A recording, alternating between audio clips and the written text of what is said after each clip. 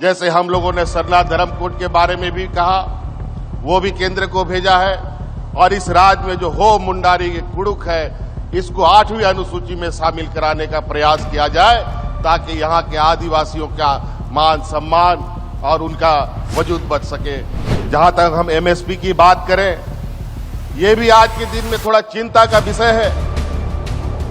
ला का एमएसपी आज के दिन में 240 से 280 रुपया है, लेकिन बाजार में बिकता कितना है?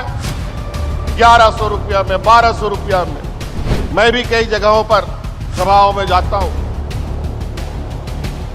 कई झांकियां देखता हूं, लेकिन मैं उन झांकियों के सामने से नहीं, बल्कि उनको झांकियों के पीछे से देखने की कोशिश करता हूं, आखिर इसकी असलियत क्या है। आप लोगों ने प्लास ब्रांड का नाम सुना होगा। इस प्लास ब्रांड को हम लोगों ने बनाया और इसका मार्केटिंग हम लोगों ने शुरू किया है, और इतना अच्छा इसका आज के दिन में मांग बढ़ा है कि उसके अनुपात में आज उत्पादन उससे कहीं ना कहीं बहुत कम है। हमें इससे बढ़ाने की आवश्यकता है। आज यहां झारखंड का वीर भूमि धरती आबा के इस पावन धरती पर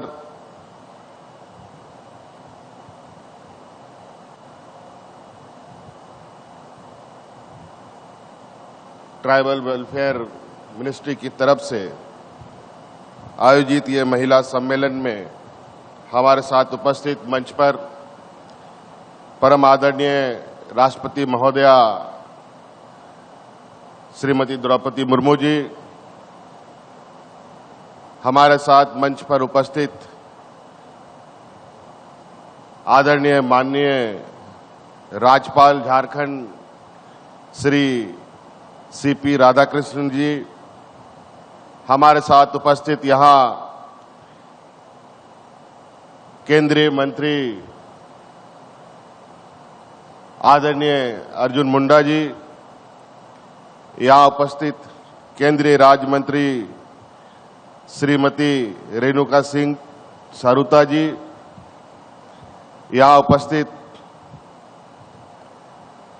केंद्रीय राज्य मंत्री जनजातीय कार्य मंत्रालय एवं जल शक्ति के श्री विश्वेश्वर टुडू जी, यहां उपस्थित हमारे खूंटी के स्थानीय विधायक आदरणीय नीलकंठ मुंडा जी, हमारे तोरपा विधायक कोचे मुंडा जी, हमारे तमाड़ विधायक विकास सिंह मुंडा जी, हमारे साथ उपस्थित महिला कल्याण मंत्री जोबा मांझी जी, और मंच पर उपस्थित सभी सम्मानित अतिथिगण, और विशेषकर यहां आई हुई बड़ी संख्या में हमारी महिला समूह के दीदियों, प्रिंट मीडिया के साथियों, आप सभी का आज के इस कार्यक्रम में हार्दिक अभिनंदन करते हुए मैं अपनी ओर से आप सभी को जोहार करता हूं।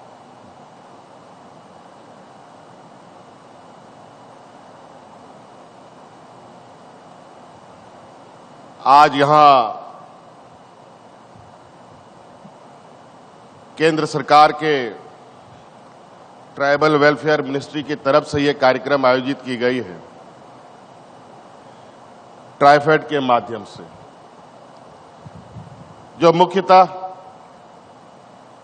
आदिवासी समुदायों के बीच में ये काम करता है। आदिवासियों को वन उपज का सही मूल्य कैसे मिले, उसका बाजार कैसे हो, और हमारे आदिवासी भाइयों को आर्थिक रूप से कैसे समृद्ध हो, इस विषय पर यह विभाग काम करती है। आज संयोग से ट्राइबल वेलफेयर मिनिस्ट्री का पूरा मंत्रालय खूंटी पर सभी मंत्री यहां उपस्थित हैं केंद्र सरकार के, और लगभग सभी पदाधिकारी भी यहां उपस्थित हैं। ये बहुत गौरव की बात है और मैं चाहूंगा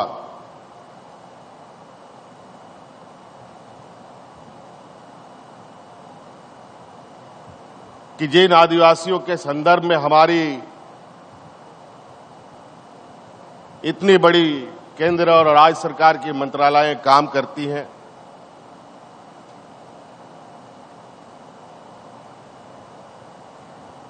वहीं आज भी हमारे आदिवासियों के लिए उनके पैरों पर खड़ा होने के लिए, उनके आय के स्रोतों को बढ़ाने की जो चिंताएं हैं और जो चिंतन मंथन हम करते हैं, उसका प्रभाव, उसका असर बहुत अच्छा दिखता है, ये हम कह नहीं सकते। आज के दिन में हमारे आदिवासी समुदाय के लोग कई चुनौतियों के साथ संघर्ष कर रहे हैं। जल जंगल जमीन की हमारी पहचान,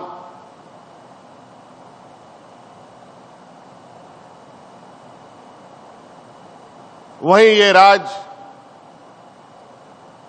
कोयला, लोहा, तांबा, अभ्रक, यूरेनियम के नाम से भी जाने लगा है।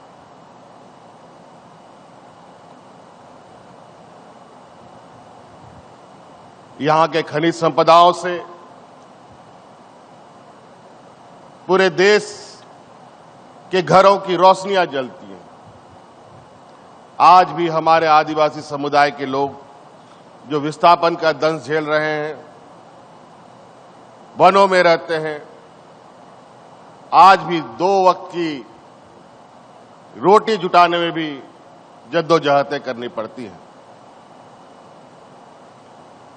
कोरोना काल का समय था जब राज्य को एहसास हुआ कि इतना बड़ा समूह में यहां से लोग पलायन करते हैं अलग अलग राज्यों में।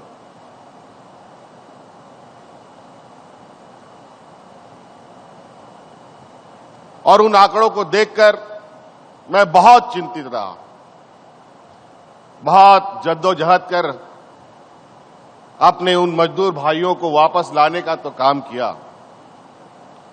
और जब हमने इस विषय पर आगे बढ़ने का कोशिश किया और चिंतन मंथन करने की कोशिश की, तो पता चला कि राज्य अलग होने के 20 साल बाद भी आज के दिन में कोई ऐसे सार्थक प्रयास हमारे यहां के आदिवासियों के बीच में नहीं हो पाया।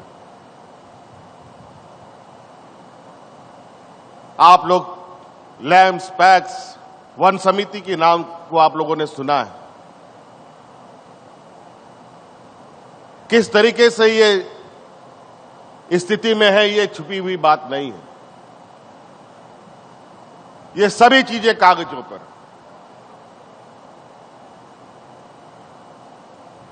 हमने इसी दिशा पर इससे पहले कोई सक्रिय महासंघ या सक्रिय फेडरेशन यहां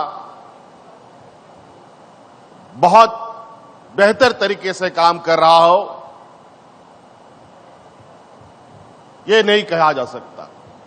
हां, ये जरूर भले है कि एक हम मुख्य अतिथि के रूप में कहीं जाएं तो पदाधिकारीगण कुछ स्टॉलें लगाकर हमें जरूर दिखाने का प्रयास करते हैं कि हम ये उत्पाद करते हैं, वो उत्पाद करते हैं, हमारे समूह ये उत्पादन करती है, वो उत्पादन करती है, लेकिन इसकी वास्तविकता जमीनी स्तर पर बिल्कुल इससे अलग है। मैं भी कई जगहों पर सभाओं में जाता हूं, कई झांकियां देखता हूं, लेकिन मैं उन झांकियों के सामने से नहीं बल्कि उनको झांकियों के पीछे से देखने की कोशिश करता हूं, आखिर इसकी असलियत क्या है। इसका लाभ हम कितने लोगों तक पहुंचा पा रहे हैं। आज आदरणीय अर्जुन मुंडा जी जब से ट्राइबल वेलफेयर बने हैं, इनके आने के बाद तो थोड़ा बहुत सक्रियता ट्राइफेड के अंदर यहां पर दिखा है, और मैं आशा करता हूं कि जब तक ये मंत्री रहेंगे झारखंड को इसका लाभ मिलेगा। आज इसी कड़ी में हमने सिद्धू कानू कृषि वन उपज महासंघ का गठन किया है।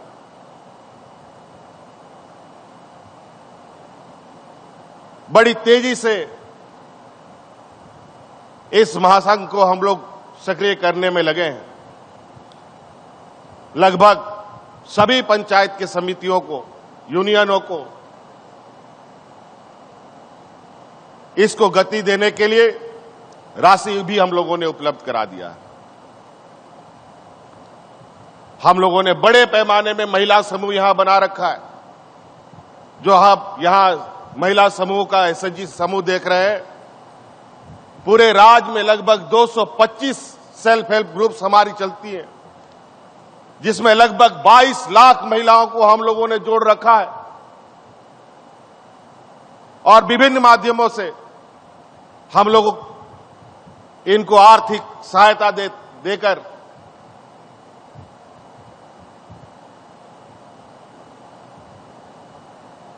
उनके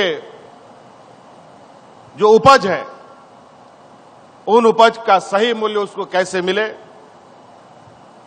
इस पर हम काम कर रहे हैं। आप लोगों ने प्लास ब्रांड का नाम सुना होगा।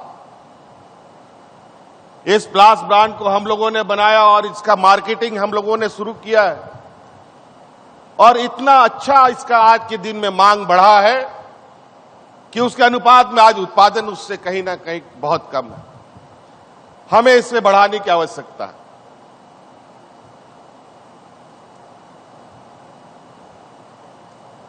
आज कुछ आंकड़े को मैं देख रहा था। आज अगर हम देखें, इस राज्य में 14,000 से अधिक गांव ऐसा है जो वन उपज से सीधे तौर पर जुड़ा हुआ है। 14,000 से अधिक गांव हैं जहां कई वन उपज जैसे लाह, तसर, चिरौंदी, इमली, शहद, सालबीज, करंज, बेहड़ा जैसा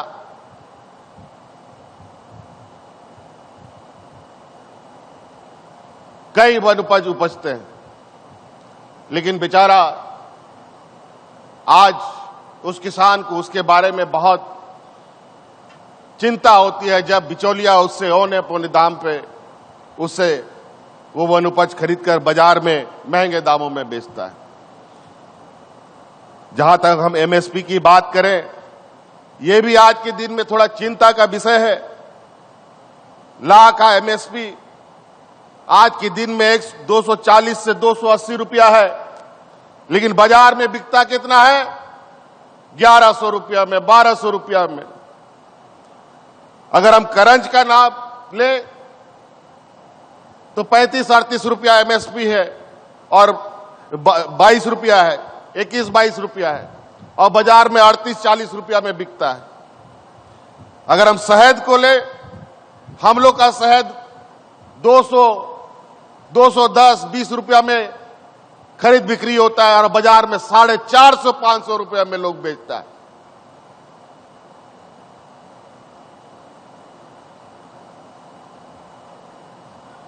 ये कैसा लाभ हम इससे कैसे अपने आदिवासी भाइयों को मजबूत कर पाएंगे?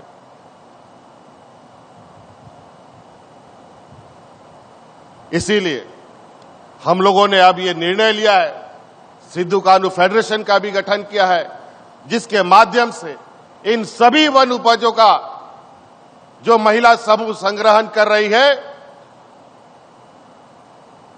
उनको इस फेडरेशन के माध्यम से एकत्रित किया जाएगा और बाजार मूल्य के बराबर हम उन समूहों को मूल्य उपलब्ध कराया जाएगा। आज कई चुनौतियों के साथ इस बाजार को आगे बढ़ाने की जरूरत है। आज कोई भी वन उपज से जुड़ा प्रोसेसिंग यूनिट आज के राज्य स्तरीय में बड़े पैमाने पे जो होने की आवश्यकता है वो भी अभी कम है। आज छोटा छोटा मशीन आने लगा। अभी कुछ दिन के बाद हम लोग कृषि मेला लगाने की भी तैयारी कर रहे हैं, जहां किसानों को बड़े पैमाने पर जो आप मूढ़ी बनाते हैं और तरह तरह के चना भूंजते हैं और बाजार में बेचते हैं, वो सब मशीन में बचता। आज के दिन में मूढ़ी बनता है। पहले तो बालू में लोग घाट के बनाता था। इसीलिए बातें बहुत है, समय का अभाव है। आदरणीय महामहिम को जाना भी आगे के कार्यक्रमों में। मैं कुछ बातों को अंकित करना चाहूंगा, चूंकि इस देश के सर्वोच्च स्थान पर बैठी एक आदिवासी समुदाय की हमारी महामहिम राज्यपाल महोदया यहाँ हमारे राज्य में पहले राज्यपाल के रूप में भी उन्होंने काम किया और देश के आदिवासियों को दिशा देने का भी मार्ग प्रशस्त कर रही है। इस राज्य के कुछ बहुत ही मैं कहूंगा कि आदिवासी समुदायों के लिए जीवन मरण की मांग है। उन सबको कृपया अगर केंद्र से स्वीकृति दिलाई जाए तो निश्चित रूप से इस राज्य के आदिवासियों का वजूद बचेगा। जैसे हम लोगों ने सरला धर्मकोट के बारे में भी कहा, वो भी केंद्र को भेजा है और इस राज्य में जो हो मुंडारी की कुड़ुक है, इसको 8वीं अनुसूची में शामिल कराने का प्रयास किया जाए, ताकि यहाँ के आदिवासियों का मान सम्मान और उनका वजूद बच सके। और केंद्र सरकार राज्य सरकार के साथ बिल्कुल कदम से कदम राज्य सरकार मिलाने के लिए तैयार है और हमारा पूरा प्रयास है कि राज्य के आदिवासियों को आने वाला समय में इनको पहचान के साथ, इनकी सभ्यता, इनकी संस्कृति के साथ आगे बढ़ाने का जो हम लोगों का संकल्प है,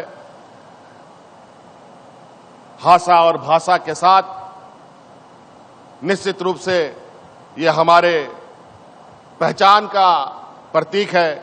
इन्हें भी आगे ले जाने का काम करना होगा और इसमें कहीं न कहीं केंद्र से भी हमें काफी उम्मीदें हैं और ट्राइबल वेलफेयर मिनिस्ट्री से तो बहुत ज्यादा हम उम्मीद करते हैं, क्योंकि हमारे यहाँ जो उसके मंत्री हैं वो हमारे ही राज्य से आते हैं। तो आदरणीय बड़े भाई अर्जुन मुंडा जी से आग्रह करेंगे कि विशेष रूप से इस राज्य के प्रति आपका लगाव होना चाहिए, ताकि चाहे वो शिक्षा के क्षेत्र में हो, चाहे रोजगार के क्षेत्र में हो, यहाँ के आदिवासियों को बड़े पैमाने पे मौका मिल सके। इन्हीं बातों के साथ बहुत बहुत धन्यवाद, सबको जोहार। जनरेशन एक शिक्षा समाधान पिछले 15 सालों से कैरियर काउंसलिंग के फील्ड में कार्यरत है और इन 15 सालों का सफर आपके प्यार और आपके सहयोग की वजह से ही सफलतापूर्वक चल पड़ा है। तो इसके लिए तमाम विद्यार्थियों और अभिभावकों का बहुत बहुत धन्यवाद। 2023 सेशन में भी जनरेशन एक शिक्षा समाधान के कार्यालयों में विद्यार्थियों के लिए engineering, medical, dental, pharmacy, management, BEd, polytechnic, GNM, BSc जैसे जितने भी प्रोफेशनल कोर्सेज हैं जिनमें कैरियर अपॉर्चुनिटीज है, इसमें कैरियर काउंसलिंग की सुविधा उपलब्ध है। तो हमारे ऑफिसर्स के बारे में जानकारी के लिए नीचे दिए गए नंबरों पर आप संपर्क करके अपने एंट्रेंस एग्जामिनेशन को खत्म होने के बाद फ्री कैरियर काउंसलिंग सेशन को ज्वाइन करके सही कॉलेज और सही कोर्स का चुनाव कर सकते हैं। धन्यवाद।